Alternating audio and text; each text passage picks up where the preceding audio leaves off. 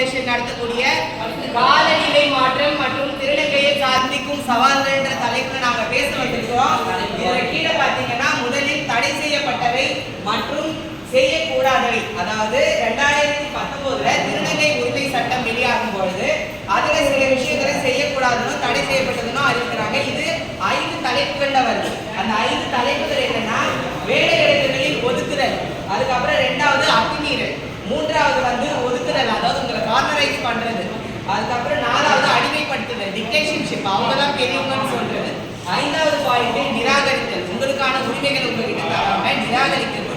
அதுக்கப்புறம் இதுல திருநங்கைகளுக்காக 2024 கடந்த மாதமானது குடும்பங்கள்ன்ற தலைப்புல இதுல இருக்க மத்திய அரசு குடும்பங்கள்ன்ற அமைப்புல ஆண் பெண், அதாவது ஹெட்ரோசெக்சுவல் உருவாக்கக்கூடிய கப்புள்ஸை மட்டும்தான் குடும்பம்னு அறிவிச்சிருக்காங்களே தவிர திரு நந்தையர்கள் உருவாக்கும் அந்த மகள் பேத்தி அந்த மாதிரியான உறவா இருக்கட்டும், இல்ல திருநம்பிகள் ஏற்படுத்திக்கக்கூடிய தந்தை அந்த மகன்ற மாதிரி உறவா இருக்கட்டும், இல்ல ஓரின சேர்க்கையாளர்கள், அதாவது ஒரு கே கப்புள்ஸோ இல்ல ஹோமோசெக்சுவல் கப்புள்ஸா இருந்தாலும் ஒரு லெஸ்பியன் கப்புள்ஸா இருந்தாலும் அவங்களுக்கான ஃபேமிலி வாழ்க்கைக்கான அங்கீகாரத்தையும் தந்திருக்கிறாங்க.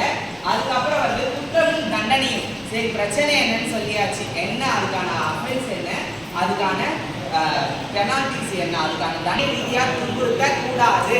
ஒரு ஆண் குழந்தை பெண் மாதிரி பிஹேவ் பண்ணாலும் அவங்களுக்காக தர வேண்டியது ப்ராப்பர் மெடிக்கல் கவுன்சிலிங்கும் கரெக்டான மெடிக்கேஷனும் தவிர அவங்கள அடிக்கிறதோ துன்புறுத்துறதோ கூடாதுன்றது.